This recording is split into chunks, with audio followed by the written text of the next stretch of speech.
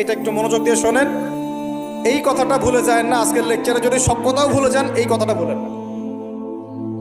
আল্লাহ পাক তার নবীকে বলছেন, হে মুহাম্মদ বলেন সাল্লাল্লাহু আলাইহি ওয়াসাল্লাম, তোমার উম্মতের কোনো ব্যক্তি যদি আকাশ জমিন, পুরো আকাশ জমিন সমান গোনা নিয়ে আমার সামনে দাঁড়ায় কিয়ামতের মাঠে, তোমার উম্মতের যে কোনো ব্যক্তি, নর নারী যুবক যুবতী যেই হোক না কেন, সাদা কালো ধনী গরিব, হুএভার হি ইজ, তোমার উম্মতের যে কোনো ব্যক্তি আসমান জমিন সমান গোনা নিয়েও যদি আমার সামনে দাঁড়ায়, কিন্তু তার আমল নামার মধ্যে শিরিকের কোনো পাপ নাই। কোন পাপ নাই?